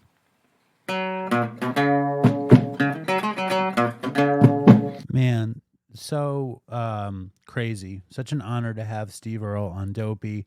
Such a hard topic of conversation. And I really, really, really appreciate him coming on the show and sharing his recovery and sharing his grief for his son. it's just one of those realities when we deal with addiction, as we know, as I'm sure a lot of you guys have lost people in addiction, and you guys know that I've lost people in addiction. And as a community, we stick together, but loss is very hard. And Steve Earle is just a major league. So to have him on the show is an honor and a half. And I hope he comes back, because there are a lot of other things I would love to talk to him about. I'm going to set up a petition to get Steve Earle to DopeyCon. I would love to see that happen. Who would you guys like to see at DopeyCon? Write an email or send in a voicemail, DopeyCon Dream Wish List, to dopeypodcast@gmail.com. It is October 7th, DopeyCon. It is in New York City. It will be in the afternoon on October 7th in Chelsea on 28th Street and 9th Avenue. Come if you can. Tickets will be available soon. Very, very, very soon. Also, I'm going back to the Park City Song Summit first week in September. It's going to be amazing. If you can go to Utah, Park City, go to the Park City Song Summit. There's a chance I'll be talking with Chuck D and DMC and DJ Red Alert there. It's possible. Also, Bob Weir is going to be there. So maybe I can make a formal amends to Bob Weir, which would be very, very exciting.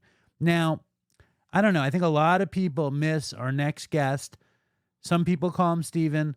I call him Ray, the godfather of the G-Folk movement for all the original Dopey OGs out there. Here we go, Ray Brown. But wait, before we get to Ray Brown, the great Ray Brown, I have to explain something, because within 5 seconds of starting the Ray Brown talk, Fentanyl J calls in, and he gives some cryptic information. And I have to warn you guys, you're not going to find out what the fuck is going on with Fentanyl J this episode. It's not going to happen. You're going to hear him, and he's going to say some shit, and then he's going to disappear, and he's not going to come back this episode. I think we're going to have him next week, though. So stick around if you need, some kind of closure / update on Fentanyl J. But now, Ray Brown.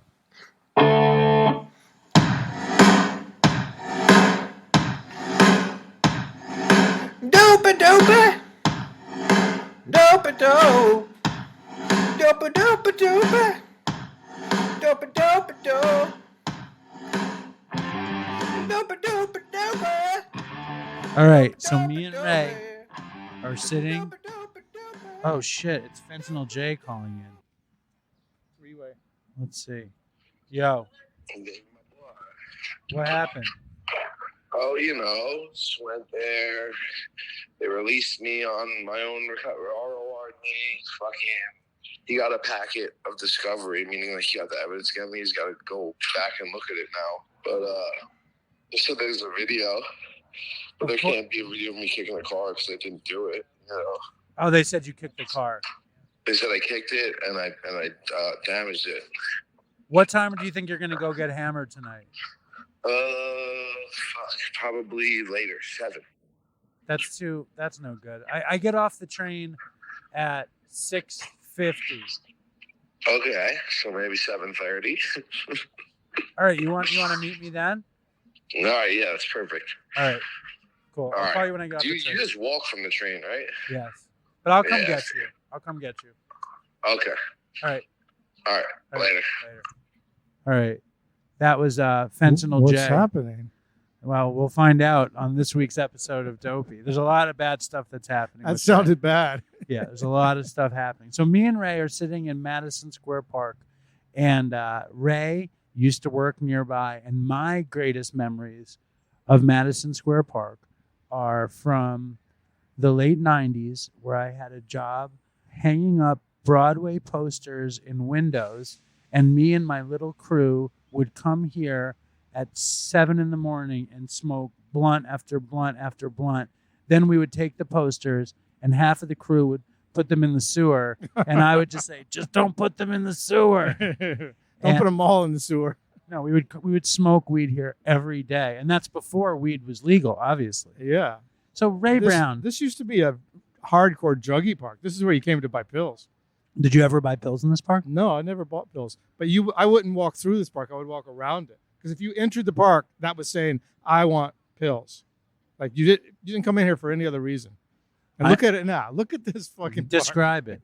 It's bucolic. No, what does Sunday- bucolic mean? Sunday in the park with George. It is wealthy and poor people alike enjoying. I would say 95% wealthy. Well, I'm sure there's 95. Well, this guy isn't. There's Chelsea Clinton's apartment right there. How do you know?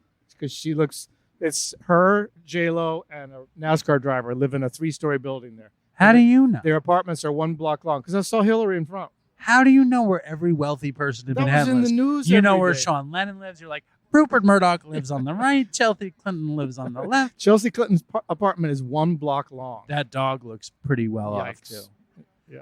So Ray, what's been going on with you? I've been up in the country. No, thank you. I've been up in the country. I'm putting in a bluestone patio. Hardcore religious. Yeah. What do you call that? Fervor? Religious solicitation. So this morning, right? Yeah. I'm getting on the train and I sit down with this woman in a 4-seater and she starts to tell me that she's got 60 days clean. Just out of the blue.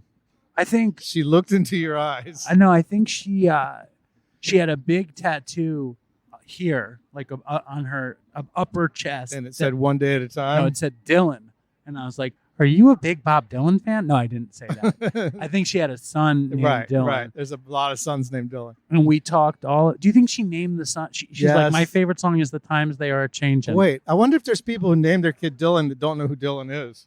Well, no, they named their kid Dylan. I think after Dylan on 90210. Oh, right. Is that possible? Like, Yes. why is or Right. they definitely don't name him after Dylan Thomas. Well, at this point, there's people naming their kid Dylan that have no idea who Bob Dylan is. All right, here we go. Yeah. I'm going to read you an email I got. Greetings and salutation, Dave. Just sharing my story in case it will help other Dopey Nation folks currently struggling with a relapse and out dancing in the streets doing more research. And there's no G on dancing or doing. That's because they're I'm- man of the people. I'm nearing 40 and struggling with addiction for the better part of 2 decades. Mainly alcohol and cocaine, but eventually MDMA, LSD, mushrooms, ketamine, and nitrous. I consider myself lucky that opiates were never really my jam and never desired to touch meth. As my normie friends stopped partying, got married, had kids, I found myself alone, increasingly in need of a new social circle, and then I discovered the jam band scene. I became a huge Deadhead and Fish fan. Wait, to get away from drugs, she joined the jam band scene? No, because he didn't have any He friends did. left. I started going to music festivals and found like-minded souls who loved getting fucked up to noodly 20-minute guitar solos while gobbling psychedelics in the name of consciousness exploration. This went on for years until the pandemic hit. And like many suffering addicts facing isolation and quarantine, COVID broke me on every level, physically, emotionally, and spiritually. My usage got worse, but I had no fellow hippies or wooks to share. You know about wooks? It's a deadhead, right? A wook is a hippie named after a Wookiee, which is Oh, Chewbacca's yes. race. Just so you know. I had no fellow hippies or wooks to share the spiral with. I was just a burnt out hippie alone in his apartment, sucking down booze and hundreds of whippet chargers a Oh. day. Nice. In summer 2020, I experienced a psychotic break after a particularly bad nitrous binge. Whippets. In that insanity, I felt in communion with spirits from the other side, and that if I absorbed all the world's darkness, I could save the entire planet from COVID, and everyone would wake up from it like a bad dream. I ended up running around my nice suburban neighborhood naked and raving, throwing myself off a pier into less than a foot of rocky water. It's a miracle. Wait, did he want to share the message of whippets with the world? I don't know. Yeah, that was his breakthrough, was through whippets. You think he could save the entire planet from COVID by doing? Yes. I don't think it was whippets. I think he had some sort of idea. You think it was whippets? Whippets inspired. Have you ever done whippets? Years ago. Yeah, I don't didn't remember. like it. I don't remember really, and I love nitrous. I don't remember whippets hitting me in a way that I really enjoyed. Hi, people are really interested in me today. Yes. Tell Dopey Nation about the lady at the coffee blonde shop. ladies are after Dave. It's amazing. It's quite a day. It's What quite did she say? I like your hat. Who? The first lady. I don't know. Who knows what she said? Oh. But it's like I haven't gotten this much She was attention Italian. in years. Anyway, okay. I ended up running around my nice suburban neighborhood naked and raving, throwing myself off a pier into less than a foot of rocky water. It's a miracle I didn't break my neck. The police and EMTs fished me out of the water like a bass out of hell. Like a bass out of hell. After the ER confirmed no serious damage, just a couple of scrapes, I was 5150 to the local public psych ward. Still not sure where I was in time or space while doing arts and crafts. The nurses played soft, gentle music like an Enya concert. Not a fan of these vibes. I walked up and asked, "Y'all got any Grateful Dead?" The psych ward does not carry any Dead or other heady jams. Only Anya. Just FYI. Anyway, I wish I could say this was my only 5150, but I continued using and ending up with 3 or 4 more visits to the land of grippy socks and no belts until 2022. Finally, after cracking through emotional bottom after bottom, I went to an AA meeting. I'd been in 12-step rooms in the past, but always for other people. This time it was for me, and I got sincere. I got a sponsor, followed the steps, and got about 6 months clean. But I could never get a grip on the emotional sobriety part. I still felt crazier than a shithouse rat, despite no drugs in my system. I don't think that phrase is uttered nearly enough. I've never heard that. Crazier than a shithouse rat. I used to say that all the time. My brain had turned into mashed potatoes from all the huffing oily gunk and metal specks from a filthy nitrous canister. I love this email, by the way. Yeah.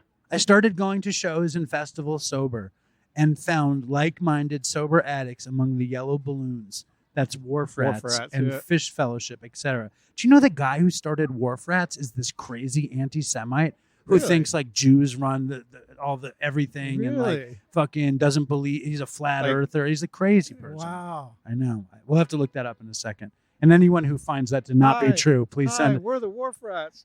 No, I think he hates But Jews. do you remember the commercial? No. It was on whatever our rock station was. It was like, "Hi, we're the Wharf Rats. We meet every Dad show. Yeah, we meet in the middle." No, I don't know all about it. But if anyone out there knows that the guy who started, his name is Grateful Phil or Grateful Don or something. I think it's Grateful Don. If you know of Grateful Don, that he's not an anti-Semite or conspiracy theorist, please send in an email to dopeypodcast@gmail.com. Save his image. Anyway, here we go. But because of this anxiety, fear, and emotional wreckage, I constantly decided to relapse I consciously decided to relapse last fall. Thankfully, stayed away from that nasty gas. It's amazing how much I'm looking for a dentist that will just give me nitrous for a cleaning. It's like that's all I want. But anyway, let me keep going. You didn't even like it. Nitrous, I love it. You love nitrous. Okay. Love it. Whippets, I never really enjoyed that much, but maybe they're the same thing. I thought they were the same thing. Nitrous is a constant flow. Oh. And with headphones on, lean back in the chair of the dentist. I love it. Anyway, just stuck to a bottle of vodka and a 12-pack fortified vodka. I hear you. Just stuck to a bottle of vodka and a 12-pack a day with the occasional Bolivian bam bam for some pep. No big deal, right? Editor's note. He was not right. This guy's like an amazing email writer. But those yellow balloons ended up being my saving grace. They made me feel down to the subatomic level of my being there was a place for me on the path to recovery. They weren't just jaded old booze hounds. These were folks who understood eating a 10-strip loop-de-looping around the universe and making it back to Earth. I joined a random Zoom meeting one night while ham bones and found the love and support again from strangers that I could not give myself. No shame or guilt or judgment, so I'm diving headfirst back into the program. I'm coming up on 30 days, Have a great new sponsor I met at a festival.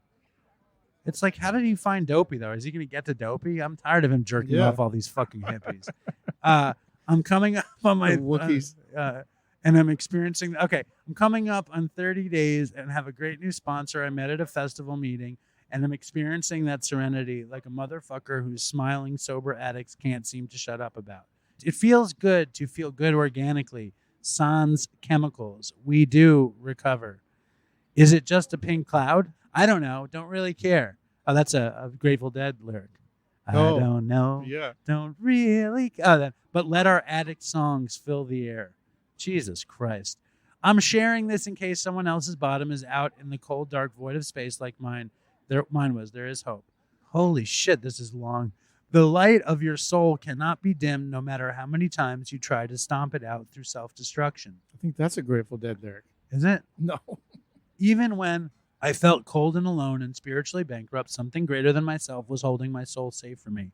Like a dear friend taking a blackout drunk's car keys, my higher power did what it had to do until I was ready to feel sunshine in my heart again. AA, NA, yellow balloon groups, Dharma recovery, smart recovery, whatever. Just know you don't have to go alone. Strangers in recovery love you. I love you. Those we've lost along the way love you from the other side and don't want anyone following the same fate. All good things in all good time, one show at a time. The compass always points to Terrapin. Thanks for everything you do, Dave, and toodles for Chris. Floozy. Please share my lot name and not my real name. What was Floozy? That's his name, Floozy. That's his lot name. Oh, I see. Yeah, thanks, Floozy. Any thoughts about this, Ray? I remember somebody passing me a balloon at a Dead show, and it was not passed to me. It was passed all around me, and I was like, I want to try that, but it never came to me. So you never did a balloon at a show? No. Oh man, I was one of the, like when they call it hippie crack, I was one of the people lined up with your tongue out. Well, no, I would just spend every dollar on balloons. How much can you spend? Like $100? Yeah, you could spend $100. And is that not a lot? I mean, I think that's a lot to spend on balloons.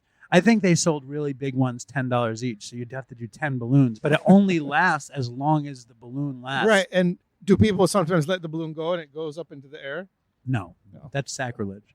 I mean, I'm sure it's happened. It never happened to me. I remember the first time I did nitrous. It was in Ithaca at a house party. And what I remember is I was very young. Yeah. I was probably 18. I think I was just experiencing my first hippie oats. And at the party, I was smoking a ton of weed, and I heard the Doors song Peace Frog for the first time. And I was like, oh, yeah. You know what I mean? And then outside, they had a nitrous tank. And I remember we all did balloons, and I fell down laughing. And I feel like I rolled in the dirt with Todd and DK. And it was tremendous. I was talking to you this weekend about I wish or I wonder what would have happened to me if I'd never heard that there's cool music that they don't play on the radio, and then I got sucked into the rock and roll drug world. Well, we thought it was going to be a good trajectory for your life. You would have become a farmer. Yeah. If I had just continued to listen to Paul McCartney, maybe I would have had a more stable life. I don't think so. I think once you started blowing your teacher, it was all over. I think it was all over for you once that had happened, right? That was the beginning of the end. Then you were washing yourself in your clothes and all bets were off. When was the first time you took a shower in your clothes? Just for old time's sake, right? 30 years ago. And when's the last time you did it? This morning. I got one yesterday. No, I did wash my clothes out in the sink yesterday. Do you ever do the shower with the clothes just for old times? Yeah, I do. You're a liar. I do. You've never done it. He only did it for a Dopey video years ago. Years ago. And you know what's gross? I've discovered now because I would be showering but the tub is filling up and I'd be stomping on them as I undressed. But then I started just getting in the bathtub with them. But then the water is all dirty from your dirty clothes. So now I just wash them and then I take a bath separately. How often do you sit in the tub? Do I take a bath? A bath? Every day. No, you don't. I do too. You're a fucking liar. I never take a shower. This is why you struggle with your recovery so much. You're constitutionally incapable. I took a pop bath this morning. You're a liar. I took 2 baths today. I took one when I got to 14th Street. You're such a liar. You took 2 baths. I took one and I took one last night because I thought I had ticks all over me. You're a fucking liar. You took 3 baths in the last 12 hours. Is that true? When I got to the house, I literally walked from the car down into the yard, looked around, came back into the house. I had 2 giant dog ticks on my hairy legs. And dog ticks or deer ticks? Not deer ticks, dog ticks. How do you know? Because they're big. Deer ticks. And they were hairy? They were dog Did you ticks. burn them off?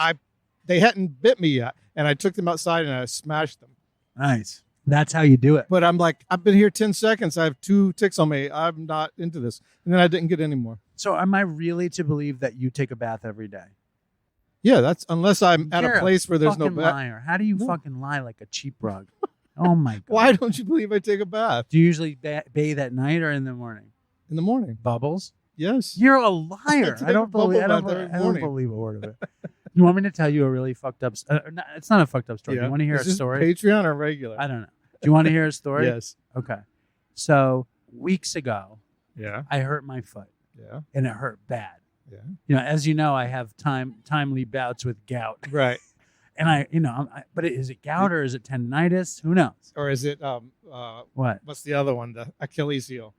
A plantar fasciitis. Plantar fasciitis, yeah. No. So Linda's always yelling at me that Did you get some Epsom salts? no, she uses Epsom salt, but she's always yelling at me that my sneakers aren't good enough, that I don't have good enough sneakers. So I need to go to the running store in Sayville where they have a machine that you step on and it cleans? No, it doesn't clean. It scans your feet and it tells you what kind of shoe you're supposed to have and where you step and what kind of arch you need. So I want to go to that machine. So I go down there and I'm not feeling good. And it's kind of like the end of the cold days and the beginning of the warm days. And I'm wearing a jacket that I shouldn't wear anymore. Yeah. Because it's got like fuzz on the sleeve and it makes me look like I might live in this park if it wasn't so bucolic. Right. And I walk and I'm feeling like a little methadone because I'm limping and I'm wearing this kind of dirty jacket kind of thing. And the guys that work there are like your fantasy guys, like young runners. You know what I mean? And I'm like, hey. I'm like, I want to get my feet tested. That's exactly what I said. I said, I need to get my feet tested. And they're like, okay. And I'm wearing thick socks. And I'm like, I can't wear these socks though. They're too thick. Yeah. And I'm going to get barefoot. No, they're like, oh no. So I get on the machine with the thick socks and the machine says nothing. The machine is a total hoax, total bullshit. Yeah. And they take out a pair of sneakers. And they measure my feet, and it turns out I'm a size bigger than I'd always thought I was. I'm a 14, and I've been in denial. Maybe that's why you're always so ornery. I know. And I got foot pain all the time. So it turns out that my foot is a size bigger than I had thought this whole time. That's big. 14 is big. I know. You know what they say, too. But so fucking, I'm like, listen, if I'm trying on shoes, I can't be wearing these ridiculously thick socks. I need a pair of socks. And the guy looks at me like I'm asking for fucking loaner socks. I'm like, dude, fucking, I have money. Are you crazy? I'm like, give me some socks. And he's like, here. And I go, here, take them. Don't hurt us. No. He takes a pair of socks and gives it to me. This is some fucking fancy socks. And I'm like, wait a second. I said, how much are these socks? He says, $18. I said, what? I said, these socks are $18? He goes, yeah. I said, do you have any less expensive socks? And he goes, well, we have $15 socks. I was like, give me the 15. Give me the 15. Do you have any $3 socks? No, he gives me a pair of $15 socks. I put them on and I start trying on sneakers. No, they're all ugly. And Grant, you know, I think your sneakers look good. Yeah. That's how ugly these fucking sneakers are. They're like new sneakers, super slick. I'm like, and I said to the guy, and I'm like a fucking methadone addict in the fucking runner store. I'm like, listen, man, I'm old school. I can't be wearing these new school running shoes. Yeah. And he looks at me like, you're fucking crazy. Yeah. So the shoes don't fit. And he's like, I can order you 14s. And I said, all right, well, how long would it take for them to come? And he goes, a week. And he starts typing into the computer. I'm like, no. I'm like, no. I'll go shop around. The shoes were $150. Yeah, I'll go to the outlet. I said, I'll go shop around And I was like, oh, I'll leave, you know. And I put my shoes on and I start to leave, and I'm limping out of the store, and I limp 2 blocks away when I realize I'm still wearing the $18 socks. You stole the socks. And I'm like, you stole the car. You stole the socks. I'm like, oh my God. Well, what car did I steal? The car from the Mexican restaurant. Oh, right. No. So I'm like, fuck. And I was all methadone-y and weird. I was like, I got to go back. Were you taking NyQuil? No, I was just like, I was hurt. My feet hurt. Yeah. Maybe, I don't know. I wasn't feeling good. So I'm like, I'm not stealing these fucking socks. I'm way too sober to be stealing these fucking socks. So I limp back to the shoe store and I take them off my feet and I throw them in the guy's face. I don't want these and either. I said, fuck you. No, I paid him. I paid for the socks and he thanked me. Well, like I was the sometimes biggest. they have to pay. Right. Like I was the biggest crackhead in the world doing him a favor Yeah. by paying for the socks. What do you think of that story? Nice. Good thing you remembered. To pay? Yeah. Well, the socks were so flashy. Yeah. They were so uncomfortable on my feet. But I'm not buying 14s. I'm staying with 13s. 13 New Balances fit okay. 13 Sauconys don't. Well, they're all different. What have you taken from this story, Ray Brown? I have gigantic feet. You bathe every day. Yeah. Hippies are called wooks. Big feet, big shoes. What else? I need some new shoes. I don't know. They still kind of. Have you been wearing those shoes every day? I've worn. These are my only pair of shoes. How do they look so good? I don't know. Do you remember in the 80s when people would put like checkers shoe polish on them? No, like white shoe polish. No, I don't remember that. Like you see kids on the train, they're like shoe polishing their white sneakers. Oh, that's what Nora does. Nora has me cleaning her shoes all the fucking time. That's a thing with like kids in New York. Where I was growing up, nobody ever cared about our sneakers or our clothes. We didn't even know what clothes were. You were sacks. You were burlap sack. No, we didn't know. There was no status to anything. But you were a punk rock teacher blowing weirdo. No, every boy wore jeans and a flannel shirt through my entire school I career. know, but this is a different. This is the 21st century, Ray Brown. Wake up and smell the coffee. Thank you for coming on. Has this been fun for you? Nice to be in the park. Thank you to the Wookiee guy, Floozy, and you know who was on the show this week? Who? Steve Earle. Really? You missed it. You'll hear it. Maybe you'll hear it tomorrow when the show comes out. It was. Oh, okay. Today's Thursday. No, today's actually Wednesday, Ray Brown. Is it? Yes. Oh shit. So maybe you'll hear it on Friday. Or maybe Friday will be Bath Day. You can listen in the my tub. biggest fan, Steve Earle. All right. Well, there you go. Thank you, Ray. Oh, yeah. Tell the Dopey Nation why Steve Earle is your biggest fan before we go. Because I played a show with him, and we met coming around the corner. He's like, I liked your song. Nice. Thank you, Ray. Thank you. So there he is, the great Ray Brown. I forgot to ask him what's going on with his love life, if there's any, civil servants in his life, any 69ing, any thruppling. Who knows what's going on with Ray Brown? We'll have to find out next time. And I know everybody's dying to know what the fuck is happening with Fentanyl J, me included. And that should unfold quickly. God willing, next week we will have Jay back on the show and he can explain what the fuck is going on. He told me Memorial Day is the next time he's going to try to stop drinking. So it'll be after Memorial Day. Oh shit, next week is also my birthday. If anyone is really, dying to celebrate me, my birthday is next week. And also the Dopey Patreon Zoom is going to be on May 31st, which is a Wednesday night at 9:00 Eastern Standard Time. So come to the Dopey Patreon Zoom, celebrate my birthday, and that's my actual birthday. No, not my sober birthday, like they say in California. Oh, happy birthday. It's not your birthday. It's your fucking anniversary. It's not a birthday. It's an anniversary. Your birthday is the day you're born. You're all reborn in AA. Fucking weird. I don't know. I don't like that stuff. No offense to anybody in California. Also, if you're looking for a recovery place to go to the Dopey Zoom. Dopey Zoom, fucking 7 days a week, 26 meetings a week. Go to our Instagram and you will see, here we go. The address for the Dopey Nation Zoom is 804-300-586. The password is always lowercase Toodles. Here's my dad. All right. So I'm in the kitchen with my dad. And I'm in the other room, and I hear, here, play the horrible song you were listening to, Dad. It's not a. Play the song you were. Let them hear. Let them hear the song that you were. My dad's just hanging out listening to this. Hit it. Hit it.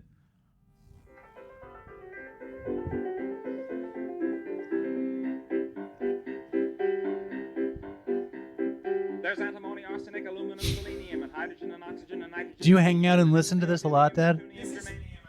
This is for school. I'm going to play this in school. This is the periodic table of the elements. This is what you call education. To the tune, I am the very model of a modern. What is? I am the very modern of a modern major general. Model. I am the very. Just stop the music. Oh my God, it's fucking horrible. It's wonderful. It's not. That's exactly my point. You think it's wonderful? Yeah, I'm going to play it for students in school. Here, hit it again. Not from the beginning, from where we were. Oh, this is another verse. Of course. There's 114 elements or more. So over the weekend, what did you come out for over the weekend? Oh, it was Susan's 5th birthday party, and we had family at the house, and my dad sat outside on his phone the whole time. I did not. It was despicable, deplorable. You're so bored, you think you should be on the phone when we're entertaining your family? For shame. I was playing with my grandchildren. I don't remember that part. Were they playing words? Were they playing words with friends on the other end of your phone? No. Shameful. If we were there for an hour, I think 45 minutes you were on the phone. Not true, Dopey Nation. Unbelievable. It's terrible. Anyway, we got a lot to talk about, Dad. How you been? I'm good. What are you looking at? You want me to find the reviews, don't you? Do you want to start with the reviews, or do you want to talk about how disgusted you are with the level of criminality on the old Dopey show these days? Well, what I'm trying to get David to consider is after he has all these guests telling about all these horrible things they did, that they should maybe talk about the good stuff now, and wasn't that funny, when they did it in the first place? So give me an example. Robbing, taking out guns and pointing them at people. I mean, this is so you're hung stuff. up on the fentanyl J robbery story. No, there was this other guys. The Richie guy last week also. What did he? Would he pull that gun on somebody? No, he sold guns to drug dealers. He stole guns and sold them. Listen, people need to buy guns, Dad, and drug addicts need money. No, this is at least when you're sober, you should say something good about that and not go back to the horrible stuff. All right, so Dad, imagine for a second, you're a horrible drug addict, right? Yes. And when you were using drugs, you were selling guns for money, okay? Are you with me? I'm not really, no. So now you're on Dopey. Yes. And you've told the story of selling guns to get money for drugs. What do you say now? How horrible that was. What a terrible thing it was that I did that. And now that I'm sober, I feel so much better. So do you think you think you would feel better if these heinous criminals that were on the show said that after they said some horrible stuff? Absolutely, yeah. I would feel and you better. would say instead, oh, this guy, he's got it together now, and he was so horrible. Now you got it. Yes. That's what you want to hear. Yes. All right, Dopey Nation, is that what you guys want to hear? And what would you do if your elderly father was at a party outside of your house and was on the phone the whole time? Would you shame him at the party or later on your podcast? When would you decide to shame your no-good elderly father? He's so full of baloney. Dopey Nation, please write in an email. Dad, do you want to do reviews, or do you have any other criticism of the show? Or do you want to prognosticate a big thing? 10 million downloads. Would you like to prognosticate? All right, so it's 9.6, 200,000 a month. That's 9.8 in June, 10 in July. July 27th. So my father at 11 says... 11 o'clock in the morning. 11 o'clock in the morning, July 27th, my dad says we hit the 10... Oh, wait a minute, I'm off. I think it was... Is it 9.6 now? 9.6. Yeah, all right, I'll stick with July 27th. Now, I want to say something that I think is interesting. You ever meet people, right, and they talk about their parents, right, and they say, oh, mom's not doing well, or mom is making me crazy, or they say, whatever the mother's name is, Elena, blah, blah, blah, blah, blah. I never call you Alan to people. I say my dad this, my dad that, my father this, my father that. Yes. And I don't think you ever said dad this or dad. You said my father, my dad. Yes. Have you ever referred to him by his name? No. Never. No. Well, no. Never. Well, of course, I have to sometimes. No, I say his name was Max. Yeah. But you never would talk about a dad this, dad that. What do you have an opinion about that? When people say, when they're saying, "Oh, dad's not doing so good," does that bother you? Bothers me when you make up stories about me Please. that it's not true. You like wish. being on the phone with my grandchildren. I'm going to set up cameras next time, Dopey Nation, so I can post it on Patreon. My dad's deplorable behavior. All right, move on. You want to hear something really interesting, though, Dad? What? You ready for this? Yes. You're going to like this. I bet you respond to this story with, "You're kidding me." You ready? All right. I'm ready. I'm on 6th Avenue and 17th Street. I walked down to Paragon to buy Nora new goggles, but it was closed. So I start walking back, and I have to go to B&H to buy a new computer charger because Howie lost. I don't know what he did with mine. It's gone. So on my way, somebody stops me on the street and says, "I love the show. It got me into recovery." Wow. You're kidding. First time that ever happened. Amazing. First time. Really? First time. So was this who? Did you get his name? His name is Jim. Nice. Jim's got 100-something days, and he credits it all to you. No, to Dopey. No, Jim's doing good. It was a remarkable moment. Isn't it? Wow. Isn't it? Yeah, it is. Yeah, it is. Yes, it's about time that I somebody know. recognized somebody. You know, Ray used to only wear his Dopey shirt and walk around the city hoping someone would say, "You're Ray from Dopey." And it never happened. And I wasn't. I was wearing my Park City Song Summit hoodie and my Oy Vey shirt underneath, but they didn't see the Oy Vey shirt. But they must have recognized your face. They recognized my face, I think, probably from Dopey social media. But so shout out to Jim. Hooray. And shout out to Fentanyl J, wherever he is. Now, would you like to read a review? Okay, let's see what we got here. Oh, but this is the one. All right. An iPod email for Alan by Vice President of something. Of what? Of the HOA. Housing Homeowners Association. I wonder if they're from the lake. No. Vice President of the Homeowners Association. Oh, that's cool. All right, listening to the BBC interview, and Alan called a review an iPod email, and it made my day. So I had to write one. The most beautiful show about the unedited specifics of love and growing as people. The BBC interview was 1,000 years ago, wasn't it? I know, and you're still confusing Yes, I still reviews, have no clue. emails, and Facebook I posts. have no clue. Yeah. How do you not know that this is not an email? It looks just like as my emails would look. You want to read another one, or are you good? Makes my heart smile. Amazing. 1942. Talking to the mic, I am. please. It's right oh here my in front of my God. mouth. By 1942, money. Can you read that like you care? Read it like you don't even care. Well, she didn't. Here, 1942, look. money.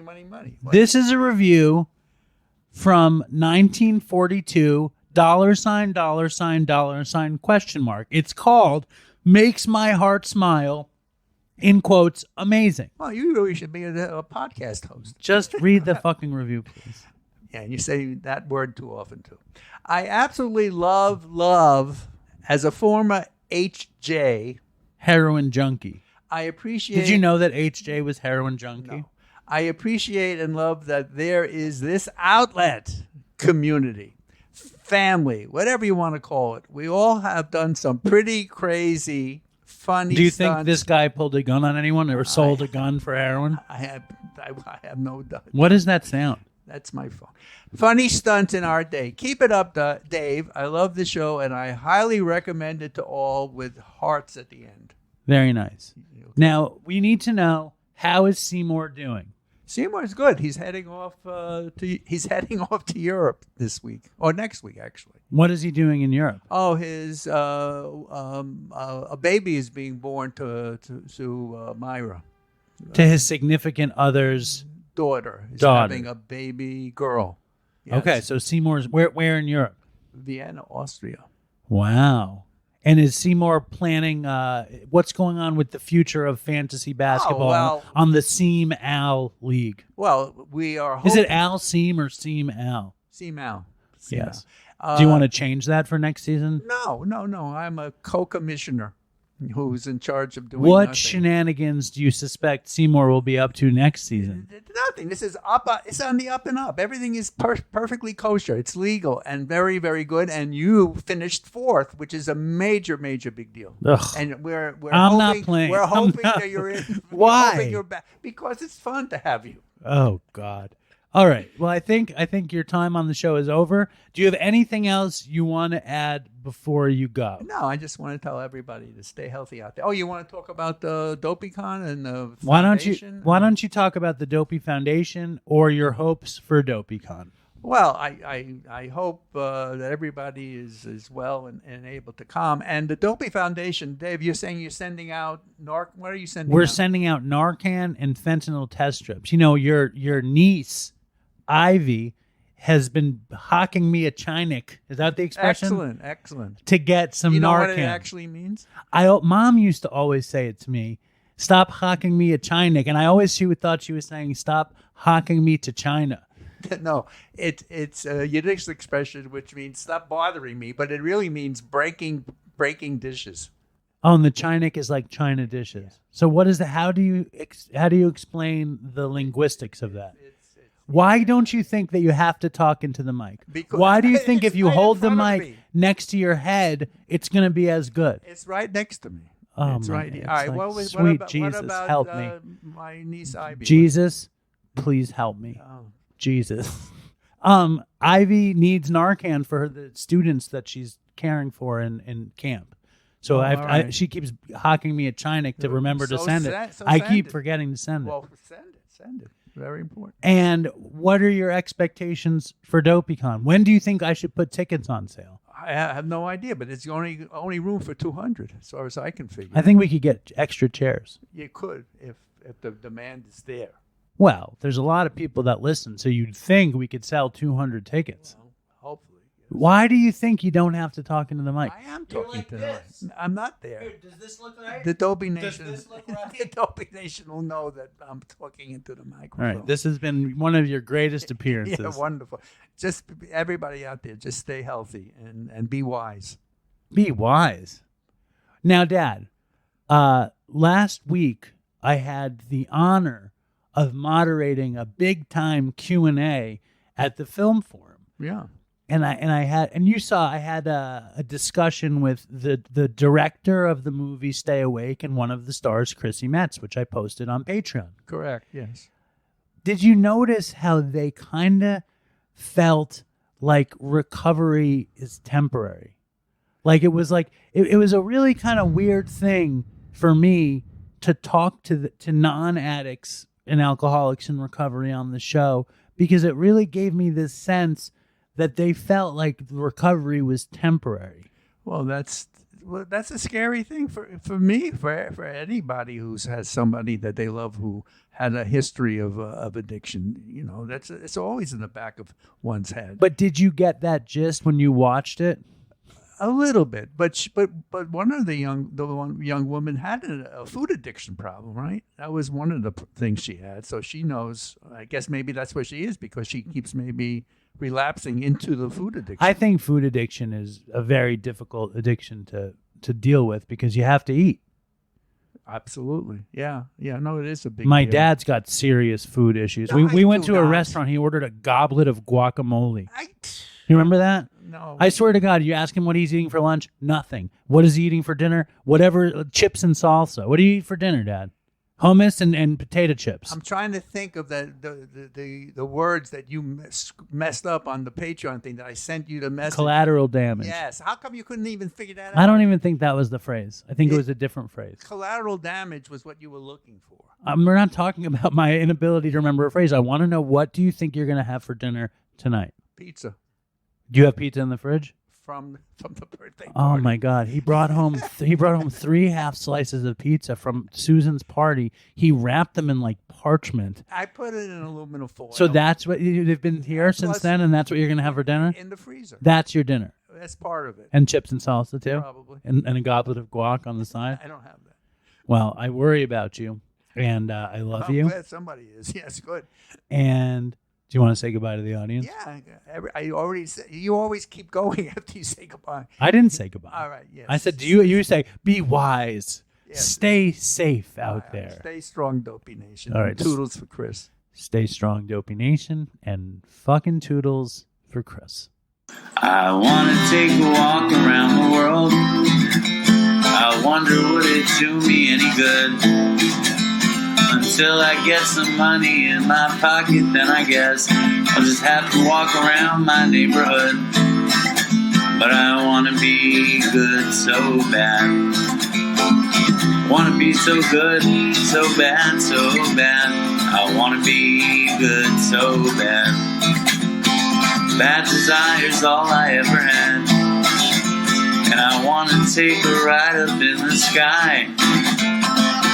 Watch this aeroplane just pass me by. And I want to see a Lear jetliner take a dive, just to show all of these people what it means to be alive. But I want to be good so bad. Want to be so good, so bad, so bad. I want to be good so bad. Bad desire's all I ever had. And my shadow's getting smaller and smaller. And it's time to where I stand. Shadow's getting smaller and smaller. And it's time to where I stand. And I wonder would they pay it any mind when I leave this busted city far behind.